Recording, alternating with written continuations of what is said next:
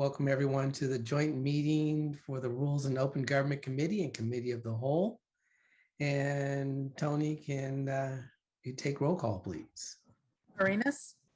Here. Cohen? Here. Davis? Here. Jones? Present. I said it backwards. Peralez. Here. Thank you. Awesome. So we're going to start out with the agenda for Tuesday, June 8th.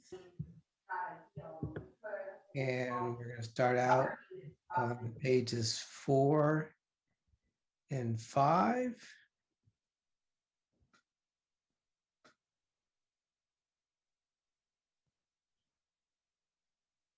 Six and 7. 8 and 9.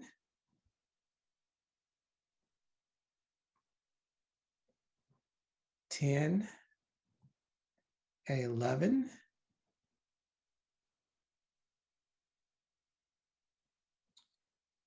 12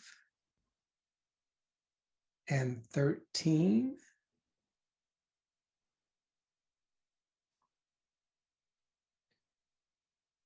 14 and 15.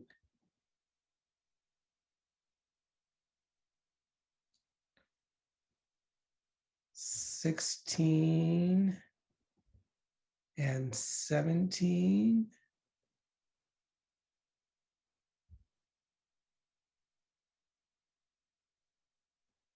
18 and 19.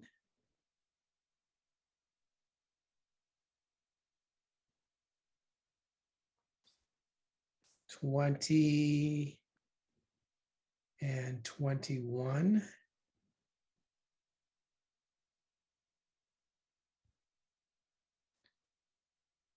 22 and 23.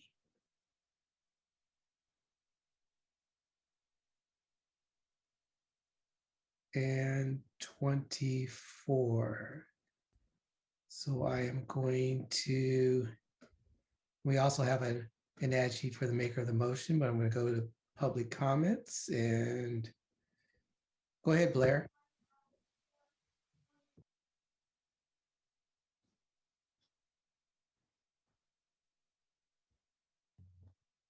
Hi, Blair Beekman here. Happy beginning of June. It's tough times. It's nice to be able to, work some regular routines and find kind of, the positive things you work towards when loss happens. And so I found some of my positive thinking in space, how I can continue at this time. I hope we can all find that and work together, learn how to work together well again at this time, because we obviously have positive ideas going, and it's nice to be able to continue that thinking. Thank you.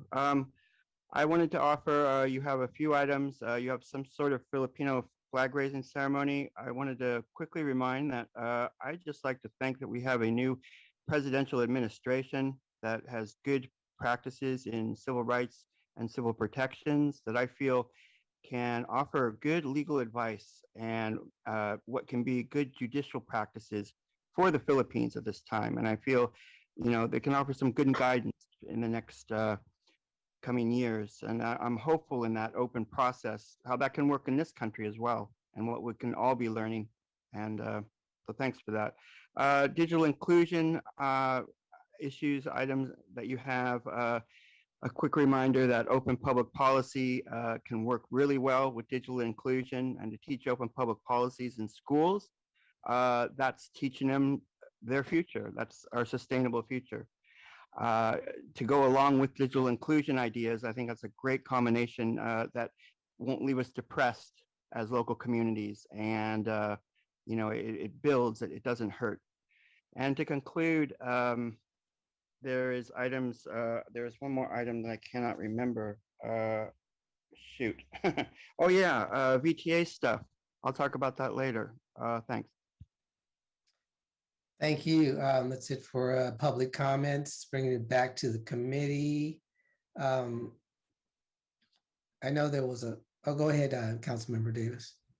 I just saw that there's a recommended deferral on a few items, including 4.1, the police reforms work plan. And Mhm. I remember seeing the Horizon report last week when I met with Dave, and it looks like we're pretty packed for the rest of the month. Is there any way we can just hear that item on Tuesday so that we don't have to pack tighter in for the rest of the month? Councilmember Lee Wilcox, Deputy City Manager. We are recommending a deferral. The team has been working closely with community groups and nonprofits on a bit of a reset and how to come forward. And I'd like additional time to work out those details. I don't think we'd be in a place to have a full substantive conversation by the 8th. Okay, I mean, I haven't looked at the 15th. I'm guessing we're gonna be pretty tight. We are. So the 15th is going to be extremely tight as we start to review it. You'll see. So we are recommending an 11 o'clock start time for the 15th. And we have yet to make those decisions on the other agenda items, but you are right. The rest of June, even though we try very hard not to do this, is a bit backed up. So we will be recommending some time certains as well as an 11 a.m. start time for the 15th, as you'll see. If you'll remember, the Rules Committee last week for July 8th asked for us to come forward with some time certains specifically for police reform and for the Berryessa, but both of those are being deferred. Right. So All right. I guess I'll move approval, including the ad sheet. Thank you. Second. All right, it was, we have a motion and a second. Tony, Arenas, Yes. Cohen, Aye. Davis, Aye. Peralez, Yes. Jones. aye. Thank you. Okay, on to the agenda for June 15th. And we're going to start out on pages 4 and 5. And I see that you have an 11 o'clock start time already. That's correct. So we don't have any changes there. Okay, pages 6 and 7.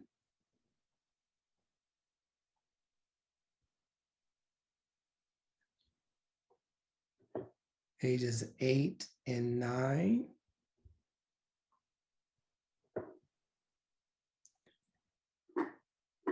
Ten and 11.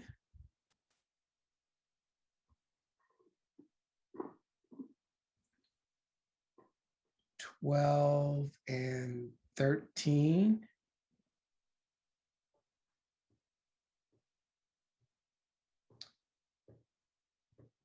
14 and 15.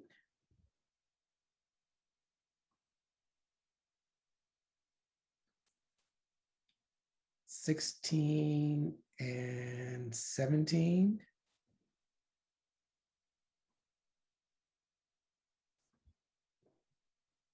18 and 19.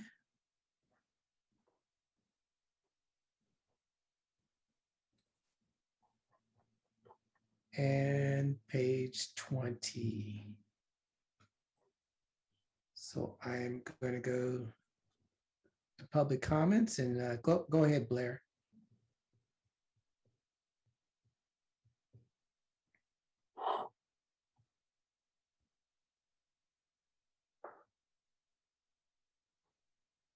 Hi, can I have 2 minutes? Thanks. Hi, Blair Beekman. This agenda has a lot of items about water issues, garbage issues, and community electricity issues. Thank you.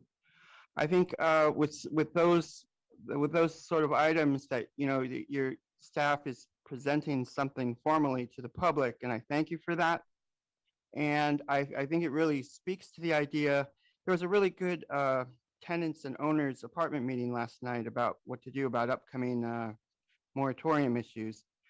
I think we really have to consider, how can city government be really open at this time about the ideas of subsidy for the future of San Jose? Water, garbage, and electricity all have a bunch of new subsidy programs that it may be difficult for yourselves as government to explain. As community, we need to learn to ask, and you need to learn as government to make the new subsidy process more accessible and understandable and what's available. And most importantly, it really should be with the concepts that lower income people really should not have to pay much more rate increases at this time. And people of higher income can possibly afford slightly higher rate increases, but people of lower income shouldn't have to pay such large increases. And with the community electricity issues, there's the issue of AB 1139 that's going around. It's really trying to stifle solar power when at a time we can really build on the ideas of solar and renewable and storage. And those things shouldn't be, taken away.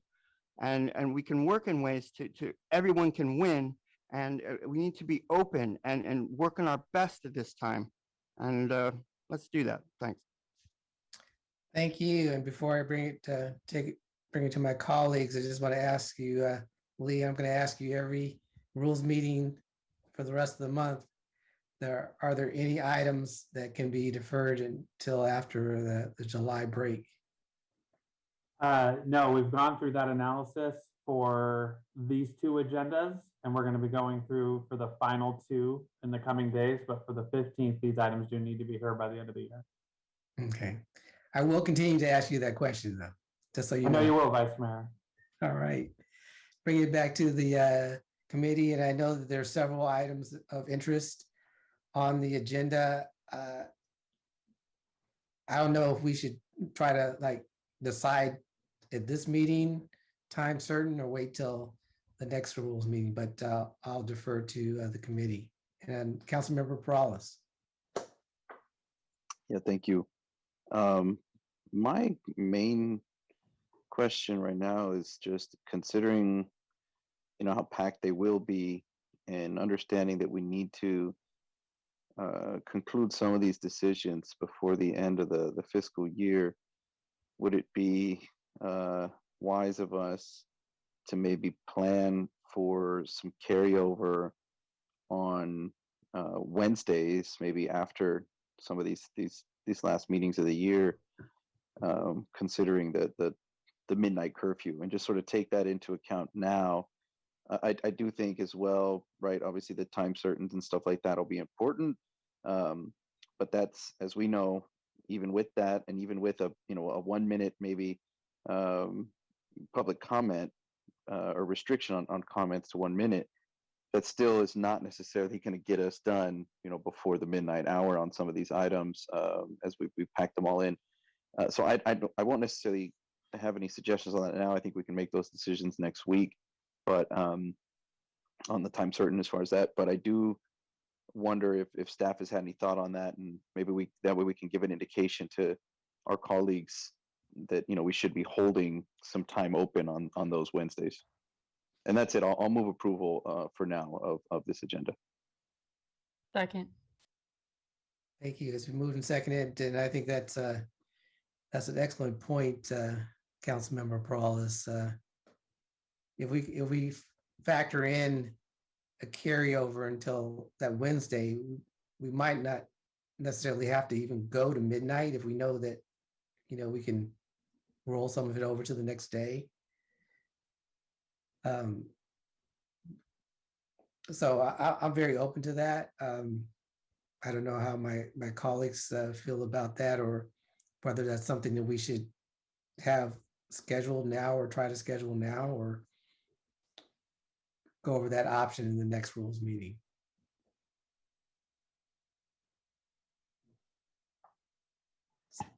Councilmember Davis. I think it's helpful. It would be helpful for the city clerk maybe to just let our colleagues know that that's a possibility, and that these agendas are packed starting on the week of the 15th. We don't have to schedule them, but maybe just leaving the mornings open would be a good plan as a contingency. Okay. Councilmember Peralez. Oh, yeah, that's all I was gonna say as well. That's it. Thanks. Okay. So we have a motion and a second, and before we vote, the items identified that we need to figure out, the timing is item 4.2, 4.3, and 7.1.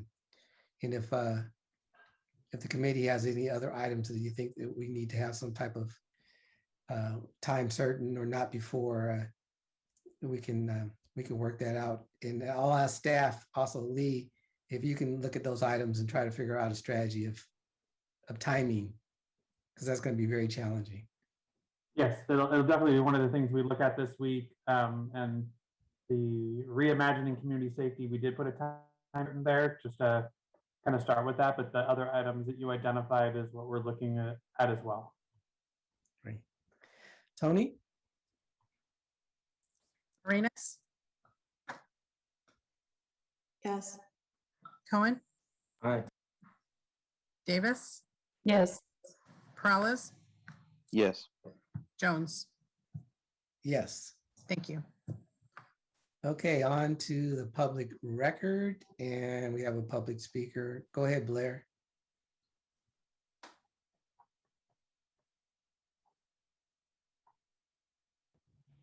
Hi, Blair Beekman here.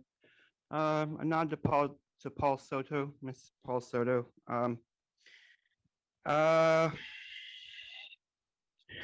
There was a public record letter about ABAG issues planning for 2040 or 2050 plans. And I wanted to remark that, there was a really good housing meeting on tenants and owners, what they can do with upcoming moratorium issues. I wanted to again remind and stress the importance of city government learning the role to be clear with the public, with its community, about subsidy ideas at this time and what the community, what they can work with and what they can know and understand. To work on those subject matter is important. With these ABAG issues, the ideas of I think we need a gentle reminder at this time that the ideas of VLI and ELI and mixed income are really important. And we can't just be satisfied with serving, affordable housing schemes that basically is only going to be mostly serving the, the standard rate housing. I mean, because basically that's all affordable housing does in this community, in this area, is be basically on the same pace as market rate housing. And we're making a big to-do about market rate housing at this time, but affordable housing is basically the same thing when you talk about it. We have to learn to talk about ELI, VLI, and mixed income and really, get down to business about how to help that situation. The late 2020s is when mixed income ideas are supposed to more be into play. Let's start doing that stuff now and prepare and do really good practices now for our future. Thank you. Thank you. Bringing it back to the committee. Can I get a motion, please? Motion and note and file. Second. Second. Thank you. Tony? Arenas, Yes. Cohen, Aye. Davis, Yes. Peralez, Yes. Jones. Yes. Thank you. Okay, on to the consent calendar. I don't see any public. Oh, I do see a public speaker. Go ahead, Blair.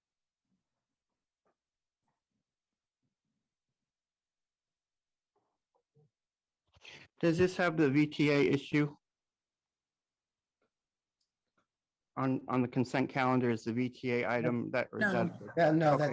that's coming. I will wait. Thank you very much. Okay, bringing it back to the committee. Can I get a motion, please? Move to adopt the consent calendar. Second. All right, it's been moved and seconded. Tony? Arenas, Yes. Cohen. Aye. Davis, Yes. Peralez, Yes. Jones. Yes. Okay, next item is the Alum Rock Vision Corridor Project. And I don't see any publics up. Aiden? Go ahead.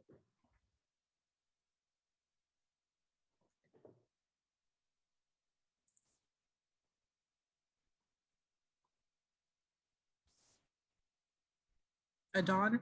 Adon, I'm sorry, Adon?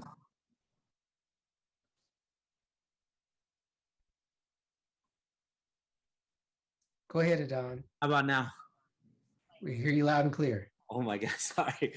All right, Adan Lupercio out of the council member Carrasco's office. Just want to give a quick overview of this report.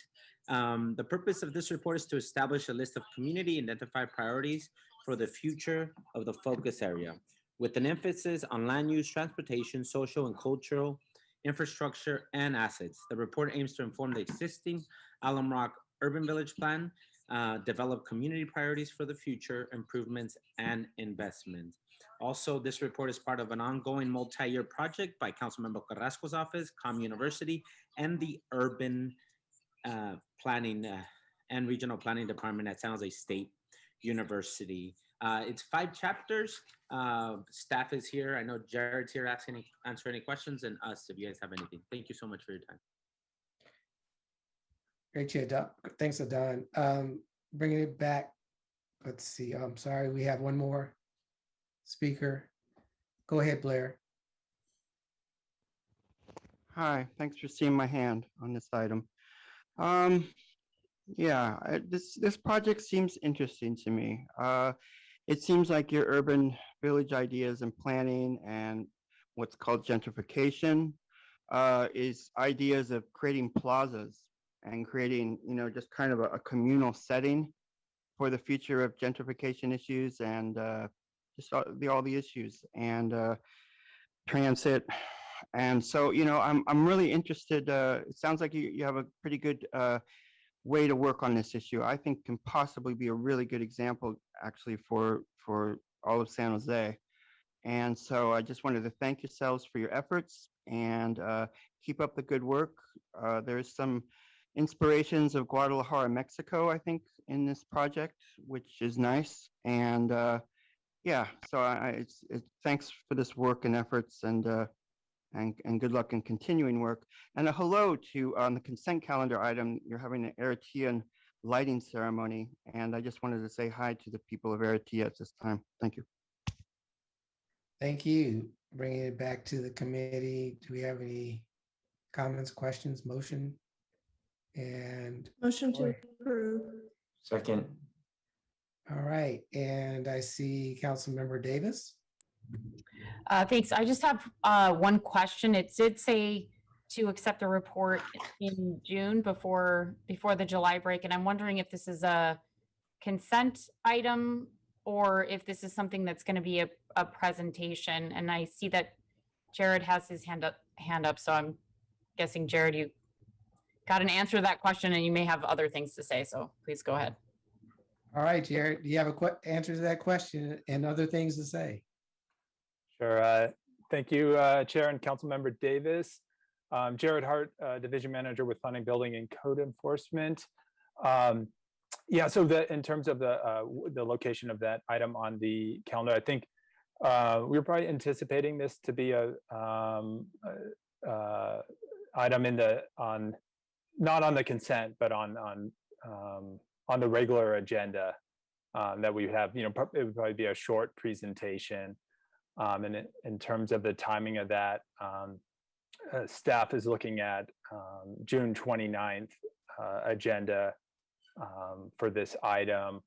I just also wanted to clarify that. So the memo recommends that the report be added to the Alum Rock Urban Village Plan. So I just want to give some clarification there that the approach for staff will be that the report, if it's accepted by council, would be posted on planning's webpage and not in the zoning ordinance itself. So planning's webpage includes a short document about the Alum Rock Urban Village Plan that describes the Main Street zoning districts, which actually like effectively is the Alum Rock Urban Village Plan. So the report would be appended to that kind of shorter document that is currently on planning's webpage in terms of our approach to that recommendation. So I just wanted to provide some clarification there, and happy to answer any other questions. All right. Did that address your question, Councilmember Davis? Yes, if it's a short presentation, I just want to make sure it was something that was necessary to be happening in June. As Vice Mayor, you just asked Lee that question, and then we got to this one, and we know that our agendas are going to be packed for the next few weeks. So I was just wondering if this is something that needs to be happening in June, or if it's something that we could take up, the first week in August.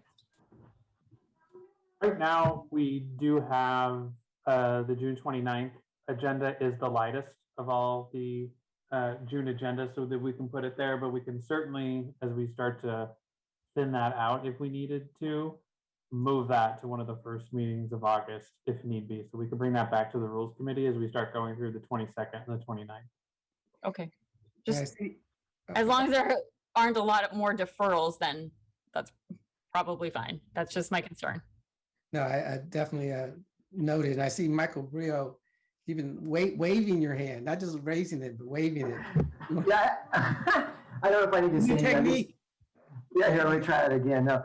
So I think, yeah, this item, I think the direction from Carrasco is to bring it by the end of June, but it isn't an item that is critical time-wise if it had to happen in early August, maybe the first meeting in August, for example, just because of backup and too many late night meetings.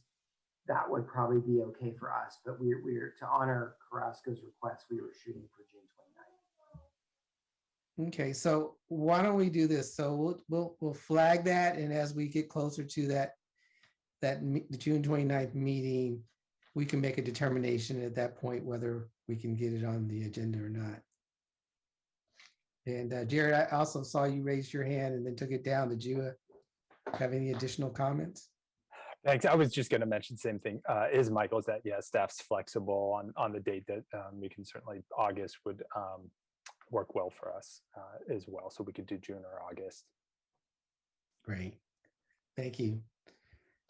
If there are no additional comments, can I get a motion in a second, please?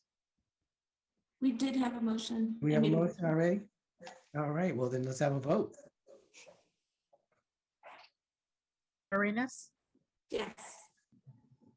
Cohen, Aye. Davis, Yes. Morales, Yes. Jones. Yes. Thank you. Okay, so on to resolution remembering the victims of the Valley Transportation Authority rail yard mass shooting on May 26th. And I'm gonna go to the public comments first, and go ahead, Blair. Hi, thank you. Blair Beekman here.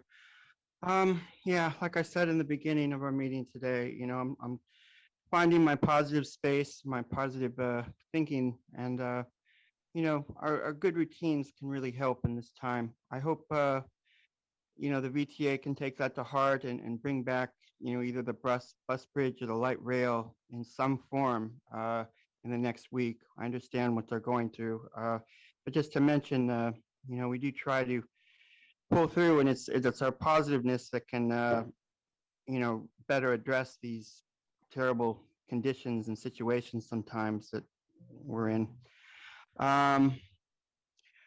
Yeah, at public comment time at VTA meetings that I speak to often, I was really bringing up the ATU a lot, and a few of us were, and we were making it kind of a regular part of the public meeting process.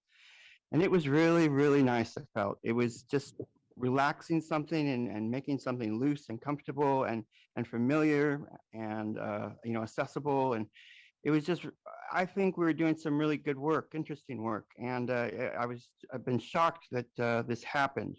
And, I was that proud of the work we were doing. And I'm not tiny also, so I know that my words don't mean that much a lot, but, we're all a part of trying to learn to work together and what can help. So I hope that can, be of help how we can move forward at this time. We can continue those good practices, and as we'll all try to be doing. And to the activist community of San Jose as well, I feel that they're a little uncomfortable what's going on and a bit fearful. If we just stick with our good stuff, our good intentions, our good ideals, I think we can continue the work of Reimagine. And this speaks directly to mental health issues that we can work on and work together at. Thank you. Thank you. Bringing it back to Councilmember Perales. Yeah, thank you very much. And I recognize that traditionally we'll do adjournments, and I'll ask staff if, because I don't know if there's any issues with the resolution. If we can do it, I would still like to, and I'd like to additionally see if we couldn't get an adjournment scheduled as well at one of our next June meetings. And just wanted to hear from staff in that regard, if that would be the more appropriate path, just simply an adjournment, or if the resolution is fine to add to it as well. Thank you, council member. From a staff perspective, both approaches are totally valid. And so obviously the resolution, that's a green light, we can do that, but we can certainly work to bring forward either on the 15th or the 22nd, or our final meeting and adjournment as well. So they accompany each other or are on different meetings. So whatever approach is most helpful for you and the community, we can accommodate. Great, thank you. Yeah, I'd like for them to accompany one another, Yes. and I'll leave it to staff on the date. I think as long as we can get it before the end of our fiscal year. So that'll be the motion. Thank you. All right, it's been moved. Can I get a second, please? Second. Okay. Any additional comments? If not, Tony, go ahead. Arenas, Yes. Owen, Aye. Davis, Yes. Perales, Yes. Jones. Yes. Thank you. Okay, on to open forum. And we have one public speaker. Go ahead, Blair. Hi, thank you, Blair Beekman. You'll have some VTA issues on your agenda next week. I hope that can be okay. I can talk about, and we'll just be back in the swing of things. Things we need to work on, hopefully. I wanted to use this time. I mentioned at the beginning my admiration of the current Biden administration and what they can work towards. It's my hope. I've said before, in considering what the events of the VTA, that it's the Biden administration that I think can really help start to bring a clarity to how we talk about issues differently and better and more truthfully and more honestly about how to address issues. And I'm hopeful what that can work towards. And it isn't just an all Democratic Party process. I think with a Democratic lead, we can together, all sides, work towards a more honest account of our practices in the future. And that can very much address disgruntlement that this VTA person had, I think. And I think we're trying to do that, and we're learning to do that. I think the open public policy ideas very much try to work towards that. And so, I really hope that we're going to have a really good learning, healing experience in the next few years. And I think it can do something really, really good. With that all said, I wanted to thank Vice President Kamala Harris. Her work at the UN this time, she's asked to work towards sustainable practices in addressing the future of COVID-19. And that's she wants to talk about sustainability and how we don't have to go through this pandemic again. We have, had a good start in where this COVID-19 actually came from. We can't just simply blame China. We have to consider the US, we have to consider the UN and WHO in this process. We're all guilty. Let's all work on it together. Thank you. Thank you. That's it for open forum. This meeting is adjourned.